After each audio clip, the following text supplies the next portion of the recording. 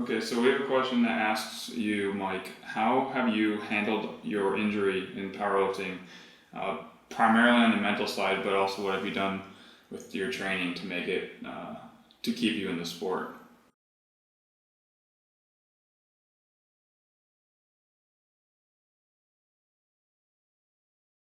Okay, so just some background for anybody that doesn't know. I was competing, let's see, my last world championship was in 2015. I did Raw Nationals, US Nationals in 2016. Give me a round of applause for Michael Touche! Mike Touche, Reactive Training Systems, RTS. Let's get it, Mike. There we go.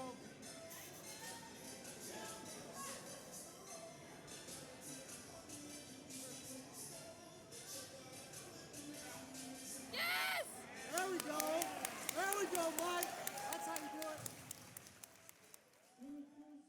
At the time, I was dealing with a lot of pain in training, pain competing, and just kind of doing whatever I could to get through, and it wasn't getting better. In fact, it was getting worse. Touche! Boys landed! Let's go, Mike!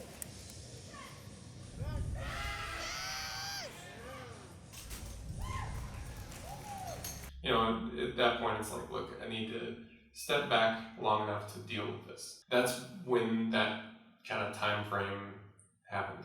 What I did from there, I guess the first thing was just not sign up for another competition, because it kind of turns into this endless loop where you do a meet, you sign up for the next one, you do a meet, sign up for the next one, and I had to break from that cycle in order to gain any traction at all. And, keep in mind too, at this point I had been dealing with it, trying to fix it, trying to work around it for, 2.5 years or something like that. And it was time to do something else. And pretty shortly after that, I decided that what I was going to do is just stop doing things that hurt for a while.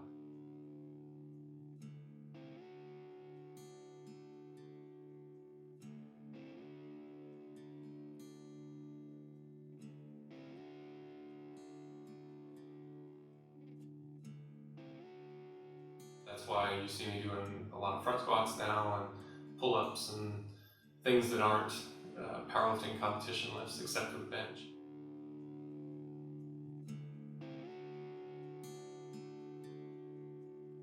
Just kind of finding pain-free ways to train. I found out, hey, I really like this.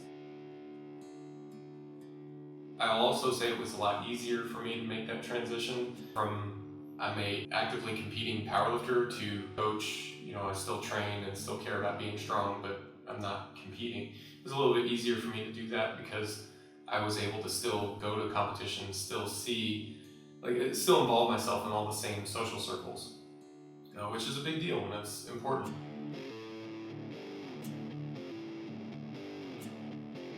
That's kind of a unique thing because I'm a coach. I was able to do that, and not everybody has that opportunity. I've coached some lifters through that type of transition that don't have that, and it's hard. It takes a lot of kind of introspection. But I'll be honest though, it was something that I had prepared myself for years before that. There's lots of different philosophical schools, I suppose, that espouse negative visualization. I understood since the beginning that someday you set your last PR, and that's as strong as you're ever gonna get. Now, I don't know if I'm personally there or not. I hope not. I hope I'm, still doing this transition thing and coming back to the platform.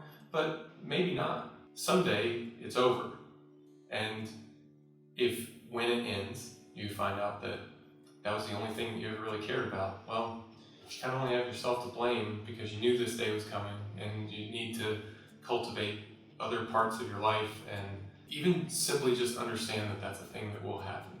I think that can make it easier. And I think, I don't want to make it sound like I was dwelling on that for years before it happened, but from time to time, something would happen and I think about it for a little while. Like, well, what if I couldn't do this anymore? Then what does my life look like? And, just little things, thinking about things of that nature, I think helps prepare you for sometime down the road. And, you know, like I said, hopefully I can keep it going, but if not, then hey, I got to do a lot of cool stuff and still getting to do a lot of cool stuff, so can't complain.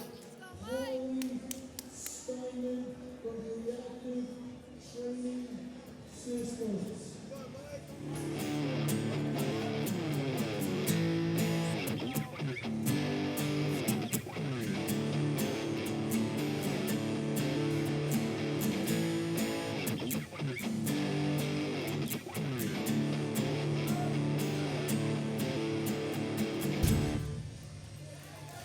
Let's hear it for Mike Teixeira. Mike Teixeira.